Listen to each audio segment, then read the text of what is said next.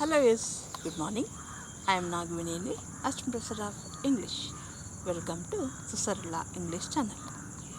In the previous classes, we had learnt about different relative pronouns and their usages. In today's class, let us know the types of relative clauses. In relative clauses, there are two types: defining relative clauses, non-defining relative clauses. ಏನಿದು defining relative class, ನಾನ್ defining relative class, ಆ ವ್ಯತ್ಯಾಸನ ಮುಂದೆ ತಿಳ್ಕೊಳ್ಳೋಣ. Define ಅಂದರೆ ಈ ಕ್ಲಾಸ್ಗಳು ನಾಮಪದವನ್ನು define ಮಾಡ್ತವೆ, describe ಮಾಡ್ತವೆ. ಈ ನಾನ್ ಡಿಫೈನಿಂಗ್ ರಿಲೇಟಿವ್ ಕ್ಲಾಸು ನಾಮಪದವನ್ನು ಡಿಸ್ಕ್ರೈಬ್ ಮಾಡಲ್ಲ, ಇಂಡಿಪೆಂಡೆಂಟ್ ನಾಮಪದಕ್ಕೆ ಕ್ವಾಲಿಟಿಯನ್ನು ಆ್ಯಡ್ ಮಾಡ್ತವೆ. ಹೇಗೆ ನೋಡೋಣ. In non defining relative clauses, we use who, whom, whose for persons, and which of which are whose for things. The difference between defining and non-defining relative clauses are as follows. ಈ defining ಕ್ಲಾಸ್ಗೂ non defining ಕ್ಲಾಸ್ಗೂ ಇರ್ತಕ್ಕಂಥ ವ್ಯತ್ಯಾಸ ಈ ಕೆಳಕಂಡಂತಿದೆ. In the defining clauses, relative clauses define the preceding noun.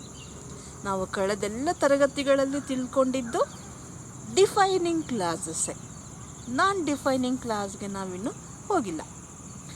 In the defining clauses, relative clauses define the preceding noun. ಅಂದರೆ class, relative class ತನ್ನ ಹಿಂದೆ ಇರ್ತಕ್ಕಂಥ ನಾಮಪದವನ್ನು ಹೆಚ್ಚು ಒತ್ತು ಕೊಟ್ಟು ಹೇಳುತ್ತೆ ಮತ್ತು ಅದನ್ನೇ ಡಿಸ್ಕ್ರೈಬ್ ಮಾಡುತ್ತೆ, ಅದನ್ನೇ ಡಿಫೈನ್ ಮಾಡಿಕೊಳ್ಳುತ್ತೆ. And no commas are used to separate them from noun.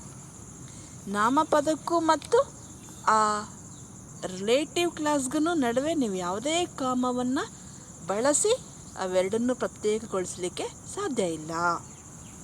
In the non-defining clauses, relative clauses are placed after nouns which are already definite. Non-defining clausesಲ್ಲಿ ಏನಾಗುತ್ತೆ, ರಿಲೇಟಿವ್ ಕ್ಲಾಸಸನ್ನು ನಾವು ಆಲ್ರೆಡಿ ಡೆಫಿನೇಟ್ ಆಗಿರೋ ನಾಮಪದಗಳ ನಂತರ ಬಳಸ್ತೀವಿ. ಇಲ್ಲಿ ಡಿಫೈನಿಂಗ್ ಕ್ಲಾಸಲ್ಲಿ ಹಿಂದೆ ಇರ್ತಕ್ಕಂಥ ನಾಮಪದಕ್ಕೆ ಸಂಬಂಧಿಸಿದಂತೆ ಆ ನಾಮಪದವನ್ನು ಡಿಫೈನ್ ಮಾಡ್ಕೊಳ್ಳೋಕ್ಕೆ ರಿಲೇಟಿವ್ ಕ್ಲಾಸ್ನ ಬಳಸಿದ್ರೆ, ಇಲ್ಲಿ ನಾಮಪದ ಬಳಸಿರ್ತಕ್ಕಂಥ ಮೊದಲೇ ಬರ್ತಕ್ಕಂಥ ನಾಮಪದ ಆಲ್ರೆಡಿ ಡೆಫಿನೇಟ್ ಆಗಿಬಿಟ್ಟಿರುತ್ತೆ. ಅದನ್ನು ಡಿಫೈನ್ ಮಾಡಲಿಕ್ಕೆ ನಾವು ನಾನ್ ಡಿಫೈನಿಂಗ್ ಕ್ಲಾಸಸನ್ನು ಬಳಸೋದಿಲ್ಲ, ಆ ನಾಮಪದಕ್ಕೆ ಕ್ವಾಲಿಟಿನ ಆ್ಯಡ್ ಮಾಡಲಿಕ್ಕೆ. ಯಾಕಂದರೆ ಆ ನಾಮಪದ ಆಲ್ರೆಡಿ ನಮಗೆ ಡೆಫಿನೇಟ್ ಆಗಿರುತ್ತೆ, ಅಲ್ಲಿ ಡಿಫೈನ್ ಮಾಡ್ಕೊಳ್ಳೋಂಥದ್ದೇನು ಇರಲ್ಲ. They do not define noun, they add something to it by giving some more information to it. ಒಂದು ನಾಮಪದ ಆಲ್ರೆಡಿ ಡೆಫಿನೇಟ್ ಆಗಿರುತ್ತೆ. ಈ ರಿಲೇಟಿವ್ ಕ್ಲಾಸ್ಗಳು, ನಾನ್ ಡಿಫೈನಿಂಗ್ ರಿಲೇಟಿವ್ ಕ್ಲಾಸ್ಗಳು ಆಲ್ರೆಡಿ ಡೆಫಿನೇಟ್ ನಾಮಪದಕ್ಕೆ ಇನ್ನೊಂದು ಕ್ವಾಲಿಟಿನ ಆ್ಯಡ್ ಮಾಡಲಿಕ್ಕೆ ಬಳಸ್ಕೊಳ್ಳಲಾಗುತ್ತಷ್ಟೆ. They are separated from their nouns by commas. ಕಾಮವನ್ನು ಬಳಸಿ ಆ ರಿಲೇಟಿವ್ ಕ್ಲಾಸನ್ನು ನಾವು ಸಪ್ರೇಟ್ ಮಾಡ್ಬೋದು. ಆ ರಿಲೇಟಿವ್ ಕ್ಲಾಸನ್ನು ನಾವು ಬೇಕಾದರೆ ಬಳಸ್ಬೋದು, ಬೇಡದಿದ್ದರೆ ತೆಗಿಬೋದು. To add quality to a already definite noun, these non defining relative clauses are used. ಹೀಗೆ ನೋಡೋಣ. Example: the man who told me this refused to give me his name. Here, this is a defining clause. The man who told me this. Who told me this is a relative clause. Who told me this is used to define this man. The man. The man who told me this refused to give me his name. ನನಗೆ ಇದನ್ನು ಹೇಳಿದ ವ್ಯಕ್ತಿ. So ಇದನ್ನು ಹೇಳಿದ ವ್ಯಕ್ತಿ ಯಾರು? The man. who told me this relative clause is used to define the man who told something and refused to give his name. The girls who work in the shop are from my village. The girls, yaro girls alla, particular girls. This noun girls is defined by who work in the shop, relative class. Who work in the shop are from my village. The noise that he made is a relative class. This that he made relative class is defining the noun noise. The noise that he made woke everybody up. Here you cannot separate the noise and that he made, because the noise that he made is defining the noise, and this is connecting the noise with the remaining part of the sentence. Woke everybody up. The girls who work in the shop. Girls who work in the shop. Who work in the shop relative class is connecting the girls with the remaining part are from my village. The man who told me this. The man is defined by who told me this. Who told me this relative clause is relating this man with the remaining part of this sentence. In this way, in the defining clauses, relative clauses define the preceding noun, already mentioned noun. Let me go through some other examples for non-defining clauses. These examples are for non-defining clauses.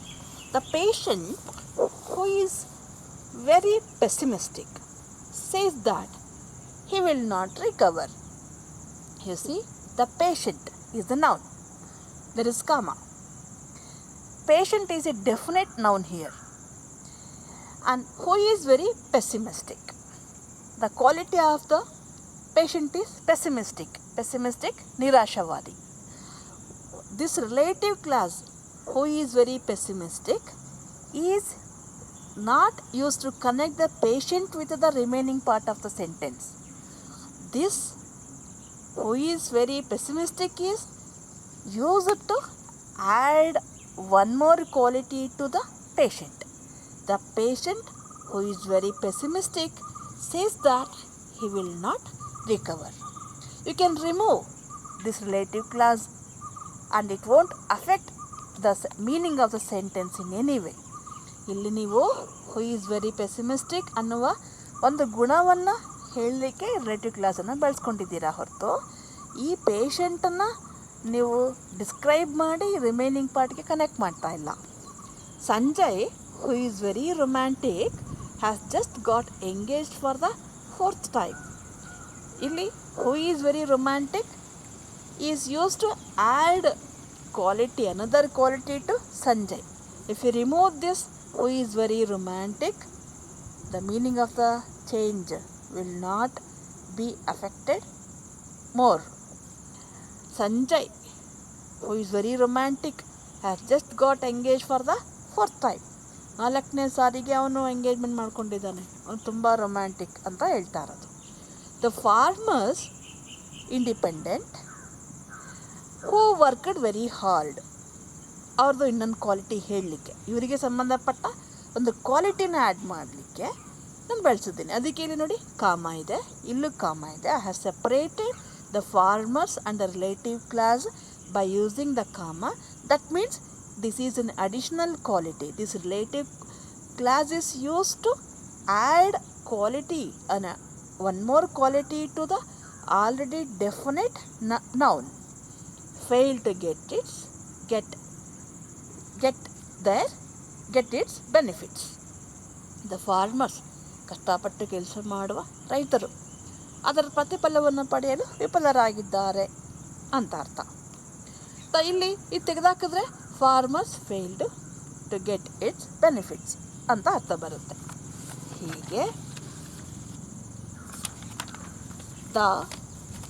ಹೀಗೆ ನಾವು relative ಕ್ಲಾಸಲ್ಲಿ defining ಕ್ಲಾಸಸನ್ನು already mentioned ನೌನ್ನ define ಮಾಡಲಿಕ್ಕೆ ಇಂಪಾರ್ಟೆನ್ಸನ್ನು ಹೇಳಿ ಅದನ್ನು ಇನ್ನೊಂದು ಪಾರ್ಟಿಗೆ ಕನೆಕ್ಟ್ ಮಾಡಲಿಕ್ಕೆ ಬಳಸಿದರೆ, ನಾನ್ ಡಿಫೈನಿಂಗ್ ಕ್ಲಾಸಸನ್ನು ಒಂದು ನಾಮಪದ ಡೆಫಿನೆಟ್ ನಾಮಪದದ ಪದಕ್ಕೆ ಕ್ವಾಲಿಟಿನ ಆ್ಯಡ್ ಮಾಡಲಿಕ್ಕೆ ಬಳಸ್ತೀವಿ. ಇನ್ನು ಇಂಪಾರ್ಟೆನ್ಸ್ ಆಫ್ ಕಾಮ ಇನ್ ರಿಲೇಟಿವ್ ಕ್ಲಾಸಸ್. ರಿಲೇಟಿವ್ ಕ್ಲಾಸಲ್ಲಿ ನಮಗೆ ಕಾಮ ಎಷ್ಟು ಮುಖ್ಯ ಅನ್ನೋದು. ಏನಕ್ಕೆ ಬಳಸ್ತೀವಿ ನಾವು ರಿಲೇಟಿವ್ ಕ್ಲಾಸಲ್ಲಿ ಕಾಮನ?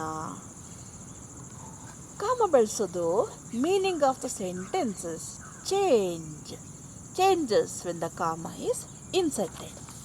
ಒಂದು ಕಾಮವನ್ನು ಬಳಸಿದಾಗ ಅಲ್ಲಿ ವಾಕ್ಯದ ಅರ್ಥ ಬದಲಾಗ್ಬಿಡುತ್ತೆ. ಈಗ ನೋಡಿ, ಒಂದು ಎಕ್ಸಾಂಪಲ್ ತಗೊಳ್ಳೋಣ. The travellers who knew about the floods took another road. ಇದು defining clause. The travellers who knew about the floods took another road. ಇದು ನಾನ್ ಡಿಫೈನಿಂಗ್ ಕ್ಲಾಸ್. ಇಲ್ಲಿ ಟ್ರಾವೆಲರ್ಸ್ ಒಂದೇ, ಇಲ್ಲಿ ಕಾಮ ಇದೆ, ಇಲ್ಲಿ ಕಾಮ ಇಲ್ಲ. Who knew about the floods took another road. ಇಲ್ಲಿ comma ಹಾಕಿದೆ. Who knew about the floods. ಈ ರಿಲೇಟಿವ್ ಕ್ಲಾಸ್ನ ಈ ನೌನಿಂದ ಸಪ್ರೇಟ್ ಮಾಡಿದ್ದೀವಿ ಕಾಮ ಹಾಕಿ. ಟುಕ್ ಅನದರ್ ರೋಡ್, ಬೇರೆ ರಸ್ತೆಯನ್ನು ಬಳಸಿದರು. ವ್ಯತ್ಯಾಸ ಏನಾಗುತ್ತೆ ಈಗ ನೋಡೋಣ. ಏನು ವ್ಯತ್ಯಾಸ ಕಾಮ ಹಾಕಿದ್ರಿಂದ ಕಾಮ ತೆಗೆದಿದ್ರಿಂದ ಅಂತ? In the first sentence V have A defining clause. It defines are limits the noun travellers. ಈ ಟ್ರಾವೆಲರ್ಸ್ಗೆ ಒಂದು ಬೌಂಡ್ರಿ ಹಾಕಿಬಿಡುತ್ತೆ ಈ ಸೆಂಟೆನ್ಸು ವಿತೌಟ್ ಕಾಮ. ಇದು defining clause. Travellers who knew about the floods took another road. ಅಂದರೆ ಅರ್ಥ, travellers who knew about the floods took another road. There were many travellers who knew about the floods took another road. ಯಾರಿಗೆ flood ಬಗ್ಗೆ ಗೊತ್ತಿತ್ತು ಅವ್ರು ಬೇರೆ ದಾರಿಲಿ ಹೋದರು. ಅಂದರೆ ಅರ್ಥ, ಇಂಪ್ಲಾಯಿಂಗ್ ಮೀನಿಂಗ್ ಏನು, ಇನ್ನೂ ಬೇರೆಯವರಿದ್ದರು, ಅವರಿಗೆ ಬೇರೆ ದಾರಿ ಫ್ಲಡ್ ಬಗ್ಗೆ ಏನೂ ಗೊತ್ತಿರಲಿಲ್ಲ, ಅವರು ಫ್ಲಡ್ ಇರೋ ದಾರಿಲೇ ಮುಂದುವರೆದ್ರು ಅಂತ ಅರ್ಥ ಇಲ್ಲಿ ಕಾಮ ಇಲ್ಲದ್ರಿಂದ. ಇನ್ನು ಎರಡನೇ ಎಕ್ಸಾಂಪಲ್ ನೋಡಿ, ಕಾಮ ಹಾಕಿದ್ರಿಂದ ಅರ್ಥ ಹೇಗೆ ಬದಲಾಗ್ಬಿಡುತ್ತೆ. In the example two we have non defining clause. Travellers, ಇಲ್ಲಿ ಲಿಮಿಟ್ಸ್ ಇಲ್ಲ. Who knew about the floods took another road. We have a non defining clause. It does not limit or define the noun it follows. The sentence implies that all the travelers knew about the floods and took the other road. ಇಲ್ಲಿ ಟ್ರಾವೆಲರ್ಸ್ನ ನಾವು limit ಮಾಡ್ತಾ ಇಲ್ಲ. ಇಲ್ಲಿ travellers who knew about the floods took another road.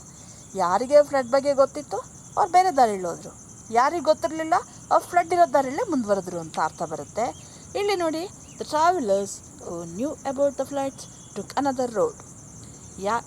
ಪ್ರಯಾಣಿಕರಿಗೆ flood ಬಗ್ಗೆ ಗೊತ್ತಿದ್ದರಿಂದ ಅವರು ಬೇರೆ ದಾರಿಯಲ್ಲಿ ಪ್ರಯಾಣಿಸಿದರು. ಇಲ್ಲಿ ಟ್ರಾವೆಲರ್ಸ್ ಅಂದರೆ all travellers, and all travellers new about the flood and all travellers took another road ಅಂತ. ಇಲ್ಲಿ ಮೇಡಮ್ ಬರೆಯುವಾಗ ಕಾಮ ಹಾಕ್ಬಿಡ್ತೀವಿ, ಮಾತನಾಡುವಾಗ ಅದನ್ನೇ ಹೇಳ್ತೀವಿ ಇಂಟೋನೇಷನ್ ಅಂತ. ಧ್ವನಿಯ ಏರಿಳಿತ. ನೀವು AIR ಆಲ್ ಇಂಡಿಯಾ ರೇಡಿಯೋದಲ್ಲಿ ಇಂಗ್ಲೀಷ್ ನ್ಯೂಸ್ ರೀಡರ್ಸ್ ನ್ಯೂಸನ್ನು ಕೇಳಿ ಅವರು ಎಷ್ಟು ನಿರ್ಲಿಪ್ತವಾಗಿ ನ್ಯೂಸನ್ನು ಓದ್ತಾರೆ, ಎಲ್ಲಿ ಸ್ಟ್ರೆಸ್ ಮಾಡ್ತಾರೆ, ಯಾವ ಜಾಗದಲ್ಲಿ ಅವರು ಇಂಟೋನೇಷನ್ನ ಬಳಸ್ತಾರೆ ನೋಡಿ. ನಮಗೆ ಕೇಳ್ತಾ ಹೇಗೆ ನಾವು ವಾಕ್ಯಗಳನ್ನು ಬಳಸಬೇಕು ಅನ್ನೋದು ಅರ್ಥ ಆಗುತ್ತೆ ಇಲ್ಲಿ ನೋಡಿ. ಅದೇ ಥರ ಬೇರೆ ಎಕ್ಸಾಂಪಲ್ ತಗೊಳ್ತೀನಿ. In the first sentence, people who maintain social distance remained safe. Here people who maintain social distance ಅಂದರೆ ಸೋಷಿಯಲ್ ಡಿಸ್ಟೆನ್ಸ್ ಮಾಡೋಕ್ಕೆ ಯಾರಿಗೆ ಗೊತ್ತಿತ್ತು ಅವ್ರು ಸೇಫಾಗಿ ಉಳಿದ್ರು. ಇನ್ನೂ ಚೆನ್ನಾಗಿದ್ದಾರೆ, they did not know anything about social distance, they are in a dangerous position ನಾವು ಅನ್ನುವ ಅರ್ಥ ಬರುತ್ತಿಲ್ಲಿ. ಇಲ್ಲಿ ನೋಡಿ, people who maintain social distance remain safe. ಇಲ್ಲಿ ಕಾಮ ಹಾಕಿದ್ರಿಂದ people who maintain social distance remain safe ಅಂದರೆ ಕಾಮ ಇಲ್ಲಿ ಬ್ರೇಕ್ ಮಾಡಿದೆ. People who maintain social distance. ನೋಡಿ ಇಲ್ಲಿಗೆ ಬರುತ್ತೆ break. People who maintain social distance remain safe. ಇಂಟರ್ನೇಷನಲ್ಲಿ people who maintain social distance remain safe ಅಂದರೆ ಸೋಷಿಯಲ್ ಡಿಸ್ಟೆನ್ಸ್ ಯಾರು ಮೇಂಟೈನ್ ಮಾಡಿದ್ರು ಅವ್ರು ಸೇಫಾಗಿ ಉಳಿದ್ರು, ಯಾರು ಮೇಂಟೈನ್ ಮಾಡಿಲ್ಲ ಅವ್ರು ಅನ್ಸೇಫ್ ಅಂತ. ಇಲ್ಲಿ people who maintain social distance remain safe. ನೋಡಿ ಇಲ್ಲೊಂದು ಬ್ರೇಕ್ ಕೊಟ್ಟೆ, ಪಾಸ್ ಕೊಟ್ಟೆ, ಇಲ್ಲೊಂದು ಪಾಸ್ ಕೊಟ್ಟೆ. ಅಂದರೆ ಪೀಪಲ್, ಓವರಾಲ್ ಪೀಪಲ್, ಎಲ್ಲ ಪೀಪಲ್ ಸೋಷಿಯಲ್ ಡಿಸ್ಟೆನ್ಸ್ ಮೇಂಟೈನ್ ಮಾಡಿ ಸೇಫ್ ಆಗಿದ್ದಾರೆ ಅಂತ ಅರ್ಥ. ಹಾಗೆಯೇ one more example. The students who are from the remotest villages have failed to reach home during the lockdown period.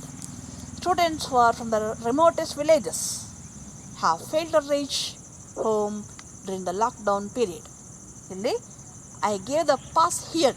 The students who are from the remotest villages have failed to reach home during the lockdown period. ಅಂದರೆ ಅಲ್ಲಿ ಎಲ್ಲ ಥರ students ಇದ್ದಾರೆ. Students who are from the remotest villages, ಯಾರಿಗೆ ತೊಂದರೆ ಆಗಿದೆ limit ಮಾಡ್ತಾನೆ ಸ್ಟೂಡೆಂಟ್ಸ್ನ, ನಾಮಪದನ ಇಲ್ಲಿ. ಯಾರಿಗೆ ತೊಂದರೆ ಆಗಿದೆ? Students who are from the remotest villages, ಯಾರು ತುಂಬ ದೂರದ ಹಳ್ಳಿಯಿಂದ ಬಂದಿದ್ದಾರೆ ಅವರಿಗೆ ಮನೆಗೆ ಹೋಗೋಕ್ಕಾಗಿಲ್ಲ, ಇನ್ನು ಉಳಿದವರೆಲ್ಲ ಮನೆಗೆ ಹೊಟ್ಟೋದ್ರು ಅಂತ. ಇಲ್ಲಿ ನೋಡೋಣ. The students who are from the remotest villages have failed to reach home during the lockdown period. ಇಲ್ಲಿ ಕಾಮ ಹಾಕಿ ಬ್ರೇಕ್ ಮಾಡಿದ್ದೀನಿ. Students who are from the remotest villages have failed to reach home during the lockdown period. ಅಂದರೆ ಇಲ್ಲಿ ಯಾವ students ಇಲ್ಲೂ ಒಂದು ಅರ್ಥದಲ್ಲಿ ಲಿಮಿಟ್ ಮಾಡಿದಾಗೆ ಆಯಿತು. ಆದರೆ ಎಲ್ಲ ಯಾವ ಸ್ಟೂಡೆಂಟ್ಸ್ನ ಇನ್ಕ್ಲೂಡ್ ಮಾಡ್ತೀನಿ ಇಲ್ಲಿ ನಾನು? ಆಲಲ್ಲ, who are from the remotest villages, ದೂರದ ಹಳ್ಳಿಯಿಂದ ಬಂದಿರತಕ್ಕಂಥ ವಿದ್ಯಾರ್ಥಿಗಳೆಲ್ಲರೂ ಅಂತ ಇಲ್ಲಿ ಬರುತ್ತೆ.